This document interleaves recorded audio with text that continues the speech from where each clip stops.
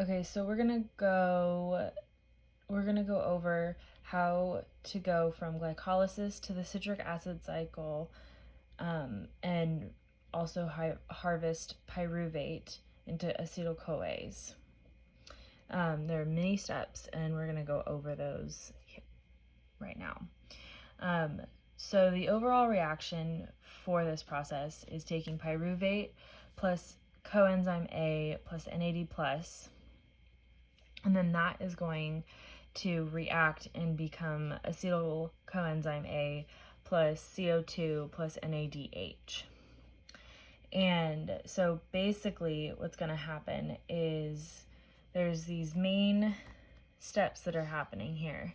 And so what we can see is that pyruvate is produced in the cytosol, and it's transferred into the mitochondria through an oxidative decarboxylation effect reaction, which then produces CO2.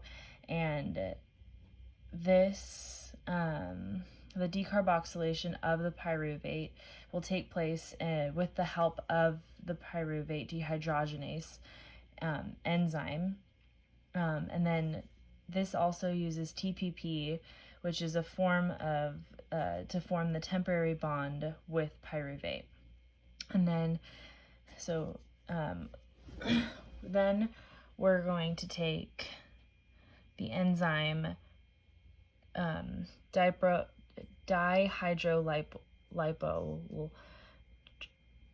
transacylase, sorry. And that's going to help it attach to the molecule lipolitamide and TPP from the first step, and it's going to be removed from the acetyl group. And so from here, the coenzyme A turns into acetyl-CoA, and we can see here that the lipoamide will go up here and react and create a more circular reaction for this. So as this is happening, this is also happening, and this reaction is also happening. And they all use each other to form our end product. And so from there, in step 3, we're going to see that the coenzyme A group attacks the acetyl group and forms acetyl. The coenzyme A group attacks and forms acetyl-CoA, and then the lipoamide is released in the group form, so that's where we see right here. And then later, that goes into the next step, is lipoamide is reoxidized with the help of the dihydrolipol dehydrogenase.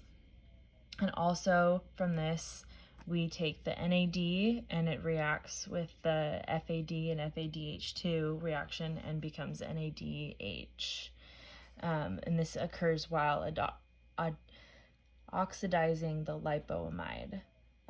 So then as this reaction occurs, it allows this reaction to occur, and as this reaction goes on, it allows this to happen. So they're all working together to form our end product, which is getting back up here, to creating acetyl-CoA plus CO2 plus NADH. And so with that, in this whole process, some of the main things that we see are that the acetyl-CoA acts as a starting point, which will be used as, so at the end of this will go in and create a new reaction. And so then it's used for the citric acid cycle, and the acetyl-CoA is also produced from the pyruvate through a series of reactions, like I've said.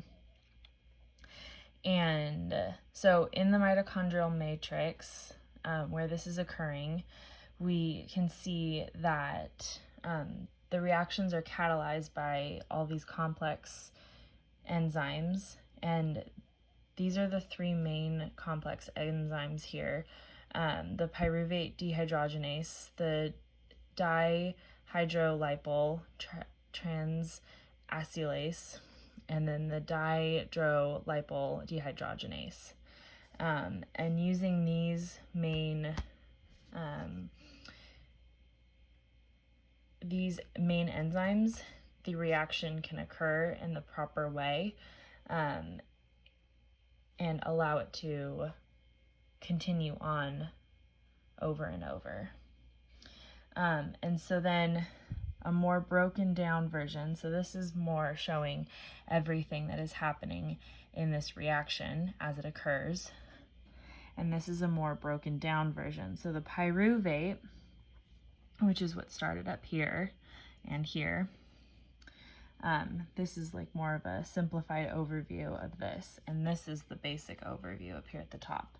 And so the pyruvate will work with the PDH complex, which is the pyruvate dehydrogenase complex, and that also works with the coenzyme A goes into the reaction, and the 2 NAD molecules will go in and produce 2 NADH molecules. And you can also see here that the CO2 is produced from this reaction going on when the pyruvate and the coenzyme A meet together with the pyruvate dehydrogenase complex, and then it will produce the acetyl-CoA and the CO2. And this all occurs in the mitochondrial matrix and allows for pyruvate to be produced in that area. Thank you.